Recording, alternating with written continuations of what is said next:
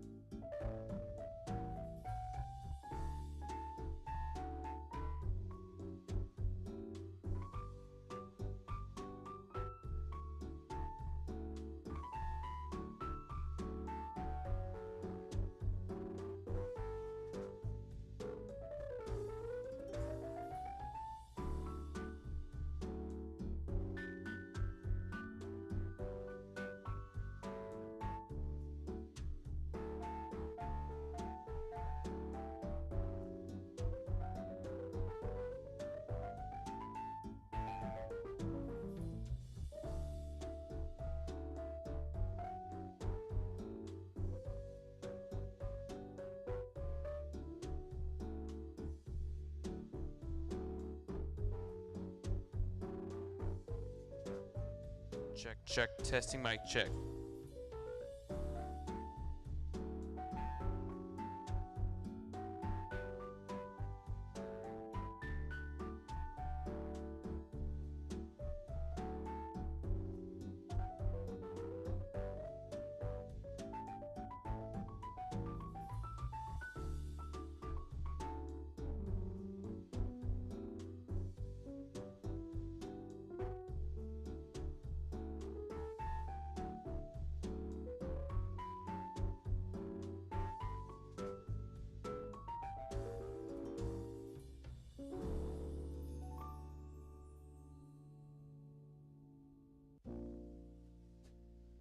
Make every mile count with a new Toyota from Toyota of Far. Whether you're looking for a fuel-efficient sedan, a rugged truck, or a versatile SUV, we have the perfect ride to match your lifestyle. Top-of-the-line technology, unmatched fuel efficiency, exclusive Toyota of Far deals. Plus, enjoy complimentary maintenance and a hassle-free buying experience designed just for you. Don't just dream it, drive it. Your next adventure starts today at Toyota of Far.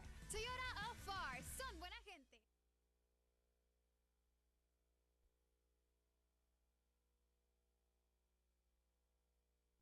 76% of our customers at Bob Mills tell us they suffer from lower back pain. That's why we offer our unique Symmetry mattress with titanium memory foam and thousands of gel grid cells for lower back support, just where you need it. And it's less than $80 a month. Plus, I'm including our new heads-up mood base with remote control and LED lighting free. Friends, I want you pain-free on your new Symmetry mattress from Bob Mills.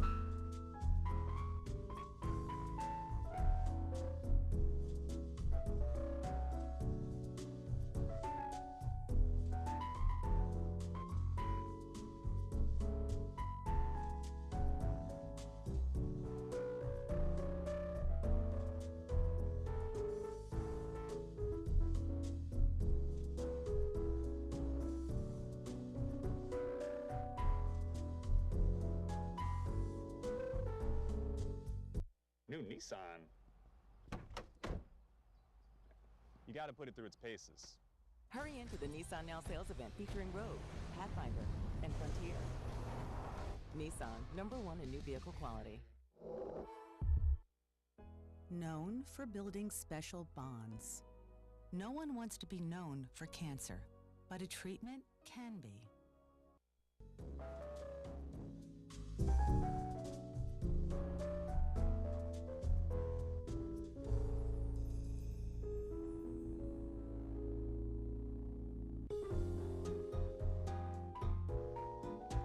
Testing, 1, 2, 3.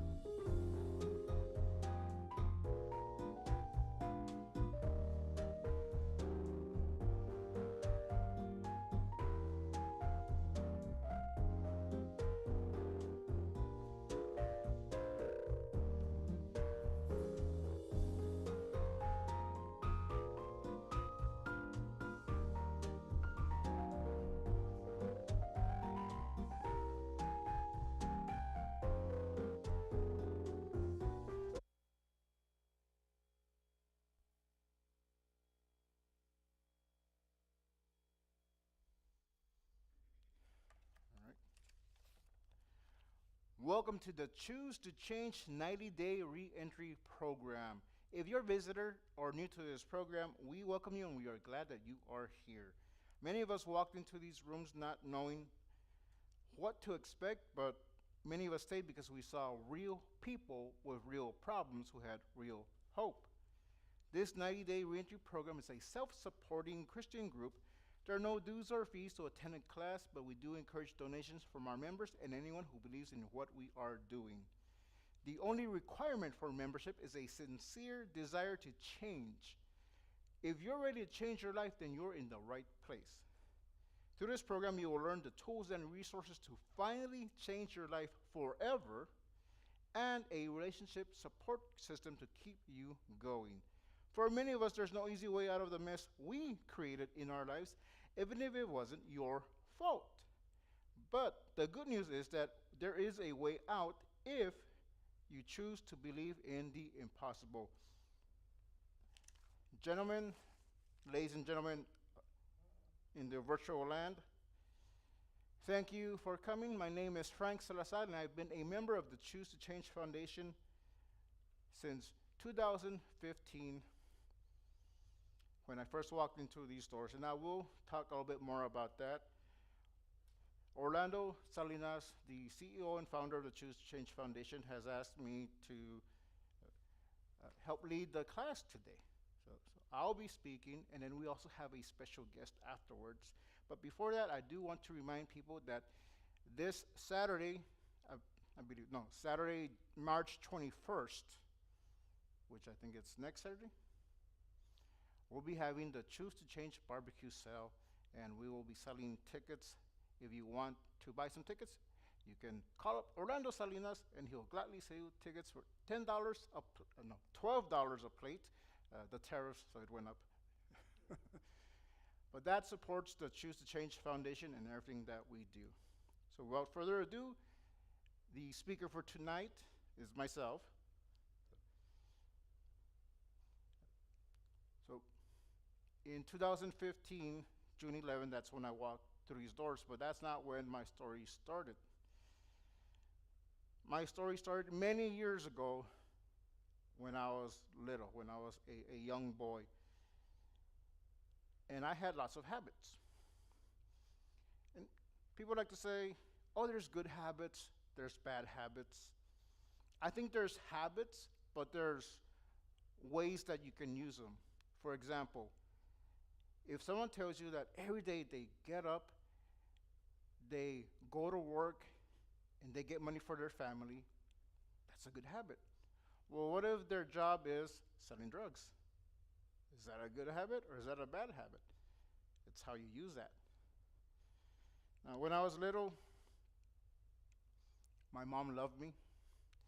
She was a single mother. It was myself, my sister, my two brothers, so she took care of us.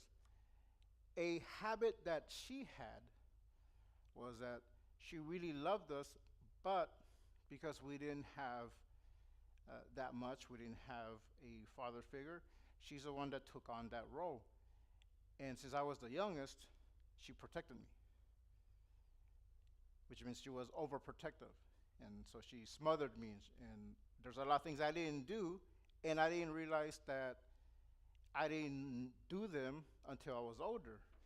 Now, there's nothing bad about my mom. My mom did the best that she can. But that didn't really help me because I started developing bad habits. I was just looking to my mom. I was relying on others, or relying on my sisters, on my brother. If I needed a ride, my mom would take me to the store. My mom would take me to my friend's house.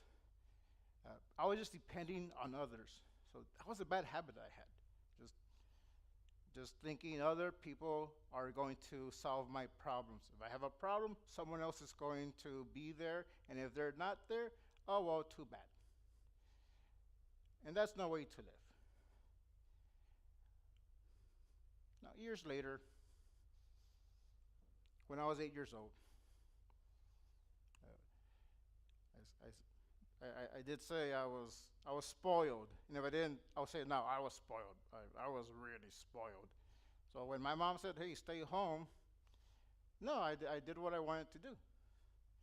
So this one time my mom went to go visit my friend, well, his mom, and my friend was there. I want to go too. No, you stay here, mijo. Okay, Mom, sure. As soon as I saw the car going, I was running after the car. I was running and running and running and running.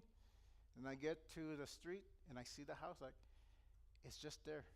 I can make it. Well, I start crossing and I get hit by a car. Bam! And I fall to the street. And I'm there in the middle of the street, and I know I need to get up, so I just crawl to the other side. And then they call the ambulance.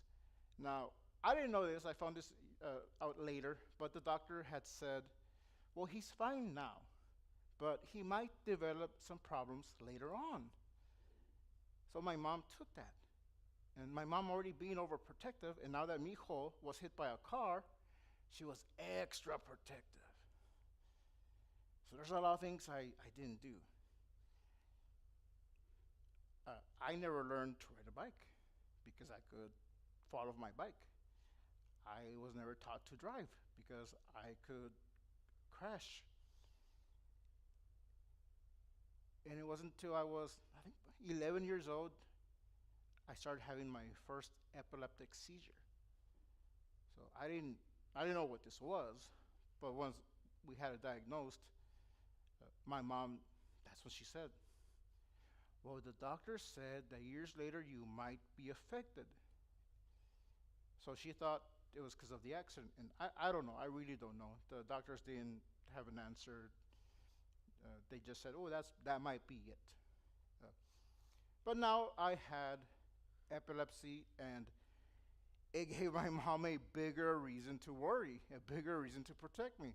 So if she didn't teach me how to drive before, she really wasn't going to teach me how to drive now. And so I was just by my mom. And I love my mom. I love spending time with my mom. But I wasn't really developing relationships with anyone else. So when I did get into a relationship, I really didn't know what to do. And my first relationship was in a mental institution with someone that I met there. She was a patient. Now, how did I get there? Well, I had the bad habit of getting angry. As I said, I was spoiled. So if I didn't get my way, I would get mad. And I have a bad habit of touching my glasses. I'm trying to fix it so they're not falling. So I would just get mad all the time. And one time my brother called the police and said, "Hey, my little brother, he's being crazy. We need the cops here." So they took me, and I ended up in a mental institution. And that's where I met my love, my first love. That was a great time. I mean, I loved her. I don't regret meeting her, but yeah, we both had problems. We both were mental patients. We just kind of fed on each other, and fortunately, she passed away. And around that time, that's when I started going out of control. I did end up going to church, and I left church because I thought, man, I'm not having any fun. I missed out. What was the fun? Just being crazy? Like, I let people kind of mess with my mind. Like, no, mijo, like that church, they're brainwashing you. Like, no, they were helping me, but I thought I was missing out, and I really wasn't. So later on, I got married, and I moved to Corpus Christi, and I had a life there. And that marriage didn't end because I still had all my bad habits. Nothing changed because I didn't really want that change. I was comfortable the way I was, just being dependent on others. Like, oh, I need a ride. Can you give me a ride? Oh, can you lend me this money? It was all just me having a pity party, not realizing that's what I was doing, but just thinking that everyone was going to support me. And that came to a stop. So when my wife left me, I didn't know what to do, and I was at the end of my rope. And that's when God was telling me, you need to go back to church. You need to go back home. And I found where the church was, because they had moved, and they had the Choose to Change Foundation. And that's when I walked in thinking it was a church service, thinking it was Wednesday and it was Thursday. My mind was so twisted, I didn't know what was going on. I just know I needed to change my life. Thankfully, I met Orlando, and he challenged me. And he taught me about goals and habits and mindsets. He taught me all these things, and for years, I applied them. And I was like, okay, this is what I need. I'm finally being challenged. So I keep coming. That was a good habit I developed. Or let's say it's a better habit. Just show up. That's what Orlando would say. Just show up. And that's what I do. I would show up. And I wanted to help. So I started picking up chairs, picking up tables. I asked, how do you make the coffee so I can make coffee? I started making the coffee. And later on, I see more people coming in. I see Eduardo Chavarria come in. And he's like, hey, what can I do? And someone said, can you pick up that table? And he started doing that too. So we became friends because we were the ones coming in early and setting things up. And we were both developing habits.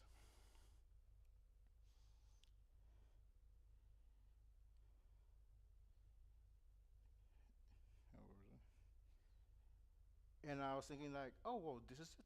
I'm on the right track. Well, what else can I do? I'm doing the best that I can. Orlando challenges me. That's what he does. He challenges to keep going, to go to that next level. Because we want to go to the top, but we have to continually go to a different top. So I got to a top.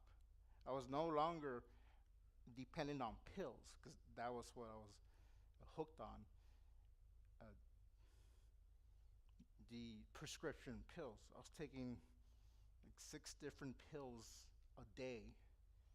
One to sleep, one to wake up, one to stay out of trouble, not to get angry, and one to go to sleep again. And I don't know how many pills, but it was about 6 pills, and that wasn't helping me. Once I was able to get away from that, my mind was a little bit more clear, and I started developing new habits. So now I'm reading.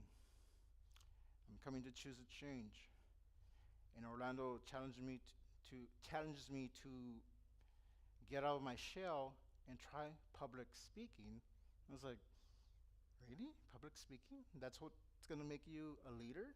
Because I had asked him, how do you become a leader? And he said, Frank, you should be a public speaker. Like, what? I barely talk. And I found Toastmasters. And with what I learned from Orlando and what I learned from Toastmasters, everything that I was being taught, that I was learning while I was being consistent and developing new habits, that came together. Because now I had a place where I can practice it. And with Toastmasters, I learned a lot. I learned how to speak, because before I couldn't speak. I was just looking down here, and I was, I want to change my life. Like, you couldn't hear what I was saying. And it wasn't until they started challenging me. So now I had all these people on my side, and they weren't doing things for me, but they were helping me.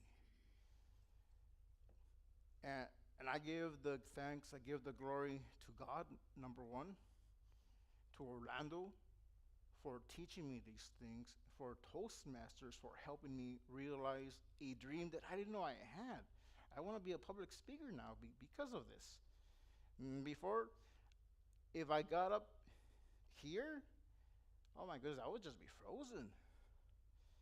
And I was heinous back then. I didn't really know what was going on, and my mind was twisted. I don't know how else to describe it, but I was so messed up. I would be happy one day, and I would be mad, and I would be sad, and I'm thinking, well, it's their fault, and it's his fault, it's her fault. And no, it was me. And there were some things that happened. There's a lot of things that happened throughout my life that I'm not going into details, but ultimately, I'm the one that has to live with myself. So if I can't stand myself, I need to make a change. So I'm thankful for Orlando. I'm thankful for everything that he's done.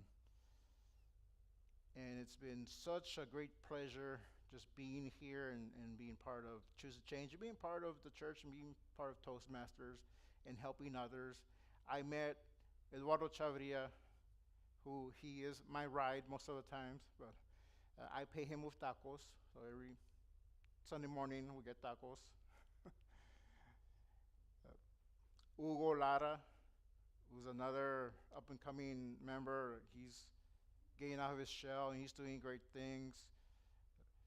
And a lot of great people here. And we're going to be hearing from another one, John Ramos.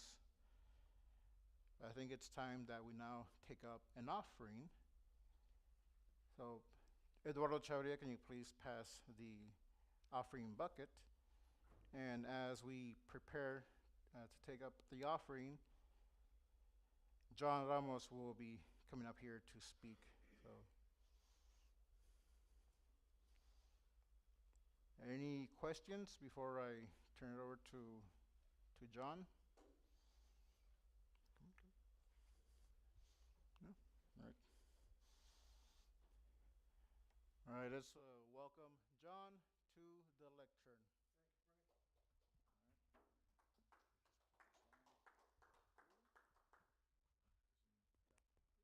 Testing. Can you guys hear me? Testing, testing. You hear me?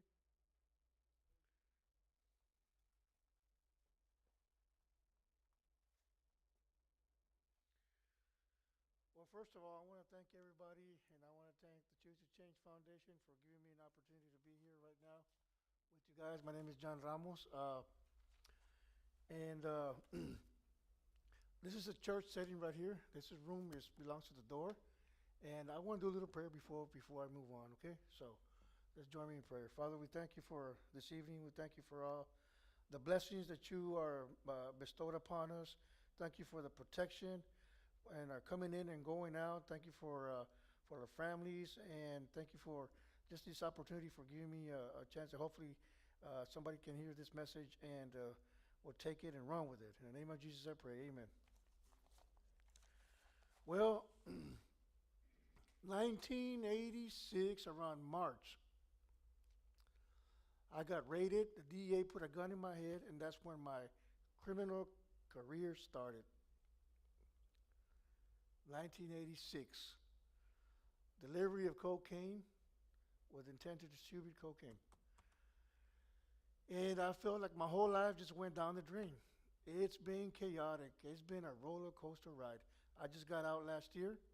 It's been almost a year since I've been out. And I finally opened up my eyes. And I finally realized, say, what's going on? I mean, how could I just be doing the things that I was doing and don't understand, have no understanding the things that I was doing, committing all kinds of felonies.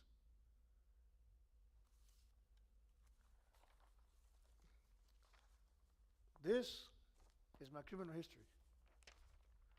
They're all CR numbers, felonies, misdemeanors, like 15 felonies. Maybe 20, I think. I lost count. Okay? But in 1986, that's when everything started. And when I got sentenced this last time, they wanted to give me a habitual status. Habitual offender, habitual criminal, habitual. From 25 to 99, minimum 25 years. They wanted to throw the book at me. And you know how I felt, guys? I felt like that was the end of me. I told the judge, you know what, judge? There is no way that I'm going to go out there and do 25 minimum at my age, right? I was 56. There is no way I'm going to go do 25 years in TDCJ and be up there with a bunch of grown men. There is no way. If you give me this 25 years, judge, tomorrow morning you're going to hear in the news that inmate hung himself at the county jail. There's no sense of me moving any forward.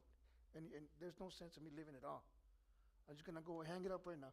So I got real upset in front of the judge, and my attorney, as I was sitting down in Oranges, my attorney went up to me because they were offering me an 8-year sentence, and I didn't want to take it. I said, "Look, man, look, I had a third-degree felony, and they wanted to enhance it. So they wanted to give me the 8. I didn't want to take it. So if I didn't take the 8, they were going to give me a 25-year sentence." So I was there, and I said, "I'm not going to sign for that. Let's take it to trial. Why? Because the third degree carries 2 to 10. So 10 is the maximum, right, on a third-degree felony." And I was like, "Let's take it to trial. Anyways, if I lose, you want to offer me 8? Where's the plea bargain here? There's no plea bargain. Take the 8. They want you to take the 8. If not, they're going to go ahead and enhance you." So I said, "Let's go. Let's rock and roll." I didn't want to go. No, I was already tired, man. I was at the end of my rope. I was like, I'm done, you know. So they got upset at me. They reset me 6 months, and a couple of months later, the attorney went up to the county jail and gave me the new indictment with habitual enhancements. They call what you call bad acts, okay? When they enhance you, they get all your history, and they put together a bunch of bad acts, enhancement paragraphs, 25 years minimum, habitual offender. And what a name, right? Habitual criminal. But at that time, I want to say that when I was sitting right there in front of the courtroom, my lawyer came up to me and said, "You know what? you better take the 8. He goes, I don't want to take the 8. I'll take a 5. You want to take the 8? No, I'll take a 5 right now. I'll sign right now. He goes, you better take the 8. Don't you know that you're a habitual offender? He talked to me that way. Don't you know that you're a career criminal? And I was like, you know what, Judge? I don't want this attorney right here. He sounds like a prosecutor, like a DA. I don't want him here at all. And he's harassing me in front of the public, which is in the back. So anyways, it finally came around that they gave me the 5 years, right? I just came out last year. They gave me so I had to settle for the 5 years. But anyways, what I want to keep going forward is that when I came out, I looked back and I went to the county jail and I went and got what you call a mugshot. And I'm going to pass it around here so you guys can look at it.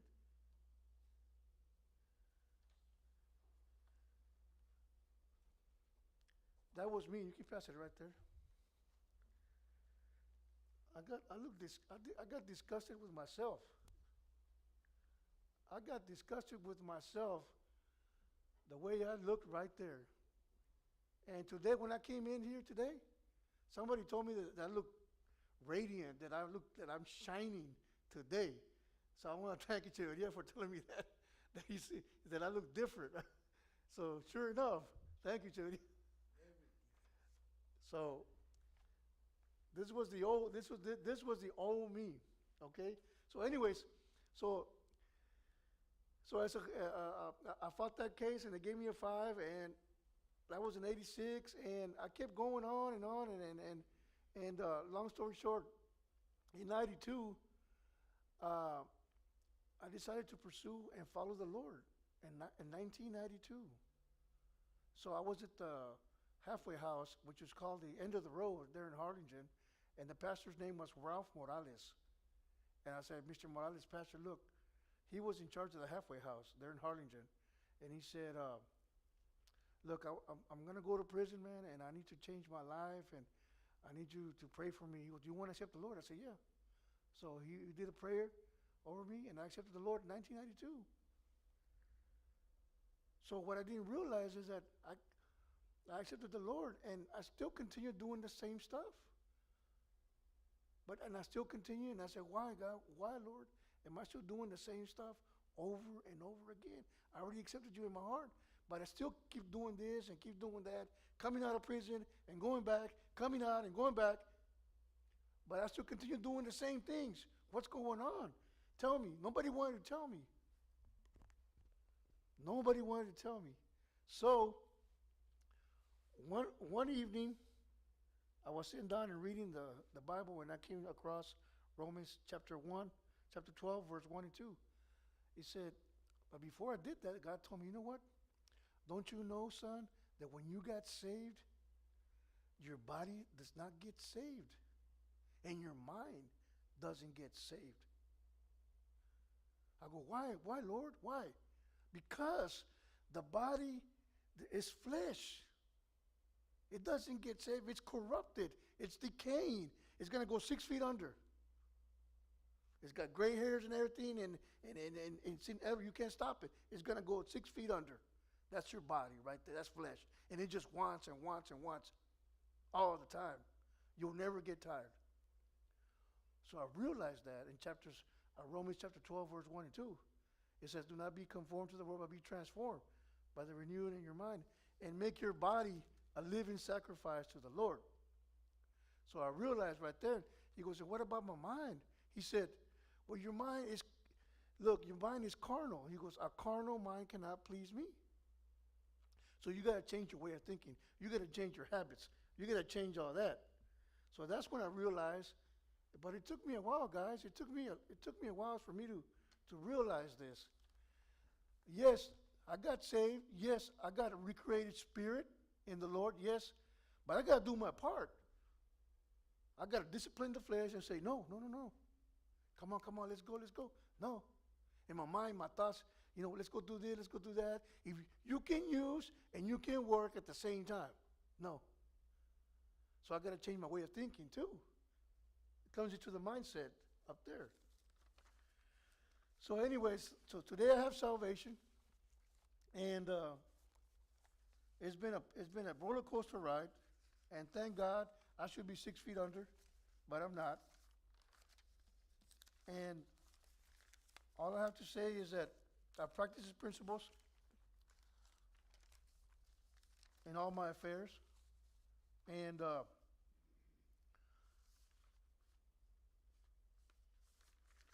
some of the bad habits that I had that I picked up was one of them was pride. That's a bad habit. I had this mentality of kind of like, and it's like a survival mode, you know. Somebody passes by there like you and goes like this and looks at you, you know, and you're used to stuff like this when you're in prison. You know, what's going on, man? Did you lose something? Looking at you kind of funny. You're just in survival mode 24/7 up there. You know, all the time. That's puro orgullo, a bunch of bad pride. That's a bad habit. Even here today, let me tell you a little incident happened. I went to the Stripe store. I went inside, and the clerk gave me the wrong change. But I didn't realize it till after I went to the car. So I went back to the store inside, and so look, you gave me the wrong change. I bought this item right here that's on sale, and you gave me the wrong change. Can I have my change? And he told me, the clerk told me, well, you're supposed to know the price. I said, I go, excuse me? I go, you're supposed to know the price. He looked at me like real with this attitude, man. And I started like coming back, like getting offended, you know, getting emotional behind it, you know. And the guy said, we're supposed to know the price, like real cocky, you know, like checking me. I said, well, hold up. Well, you're the clerk here. You're supposed to know your inventory. I said, can I have my change back? He went like that, right? But he looked at me kind of like I said something wrong because I think his manager was right there. But I told him, look, give me the wrong change, bro. And then on top of that, after I gave him my item, he charged me for the item and gave me the change, right? And then he forgot to give me the item. I go, can I have my item? So what I'm trying to say is that guy was looking at me kind of funny. So survival mode kicked in, and my pride kicked in, and for a minute right there, I thought the guy was gonna jump over the counter, or I thought he was gonna tell me, you know what? Or for a man, say, you know what? What time you get off, man? You want to handle your business with me? You know? I didn't say that, but anyways, I just want to let you know those are some bad habits. You get into a lot of trouble with that, you know. And another one is my thought process, you know. My best thinking got me in prison. I thought I was slick. I thought, you know what, I can go ahead and drink, stay at the house, and go to work, and stay out of trouble. Yeah, right. It doesn't happen that way. It doesn't happen that way. So I just want to say that today I have good habits today. Today I have goals. I'm building a trust. I'm gaining trust with my family. I'm building a good support system. I'm building relationships with friends. And just being here is part of my support system, guys.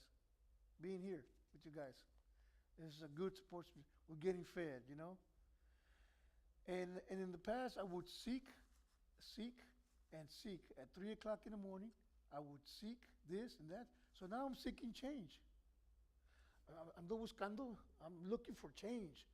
I'm looking for the good things in life now. Whereas before, I get up at 3 o'clock in the morning, and guess where I end up? Being in the street, seeking this, seeking that, you know? It's not a good habit, right? seeking the wrong things in life. Anyways, guys, so that's where I'm at today, and I want to, like I said, I want to go ahead and thank you again for giving me an opportunity, guys, for Choose to Change. Thank you very much. Thank you, Frank.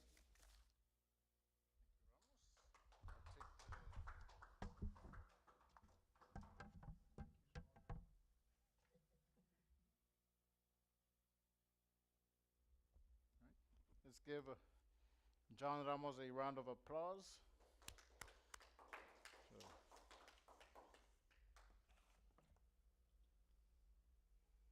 I like what John said, that he got saved, but his flesh wasn't saved. He still wanted to do bad things. There was I talked a little bit about that when I first got saved at 17. My flesh was like, I want to do this, I want to have fun, I want to do whatever, and it really amounted to nothing. But that's what we have to go through. It's a struggle. If you think that as soon as you get saved, as soon as you accept Jesus, that that's it, you're done, it's easy street, you're wrong. So now I'll share this before we close. So this past Thanksgiving, I was waiting to receive my kids. I went to go pick them up, and I was going to have my kids. And when I got there, I had a little altercation with my ex-wife's boyfriend, and he prevented me from getting my sons. So I won't go into details, but he convinced them that they should just stay with their mom and tell me they didn't want to come with me. So my oldest son tells me, Dad, I don't want to go with you.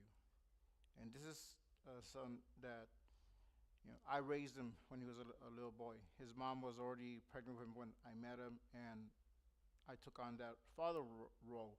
So when he tells me, I don't want to go with you, like, I was broken. And my other son, like, I don't want to go either. Oh my goodness, just dig a hole and bury me. And then I went home and I was depressed. And I had a very good habit of not drinking. That was one of the things that I prided myself that I don't drink. Even when I was out in the world, I barely drank. That night, I drank. I let the voices get to me. I threw it away. But thankfully, God gave me a second chance.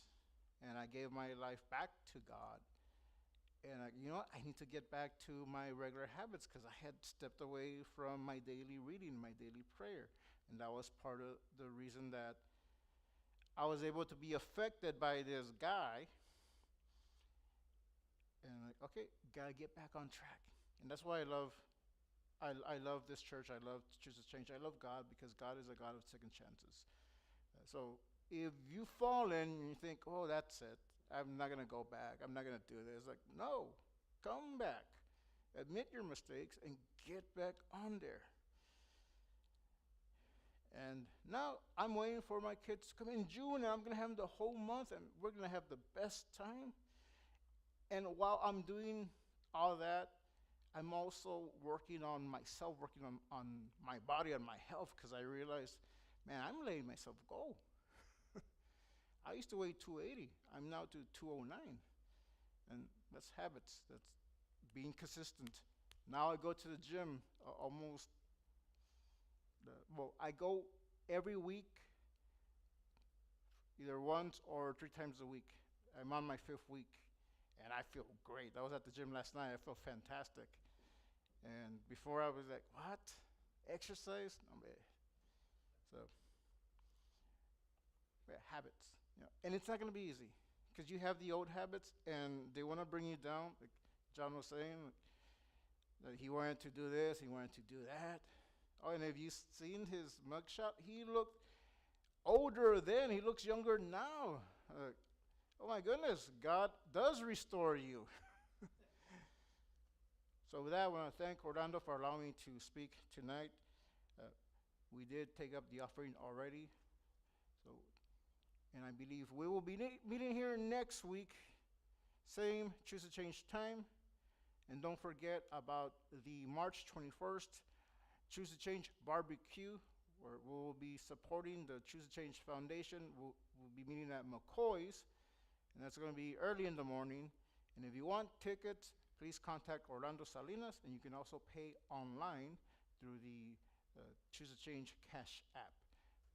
And you can also support Choose to Change that way. I am a monthly donor to the Choose to Change Foundation. So I'm a proud donor. And I will probably be there at the, almost a big, so at the barbecue sale, helping out. So if you want to come, volunteer, or you just want to support us, you can do that. And I would like to thank again John Ramos for speaking, for his testimony. This has been Frank Salazar with the Choose to Change Foundation, and we'll see you next week.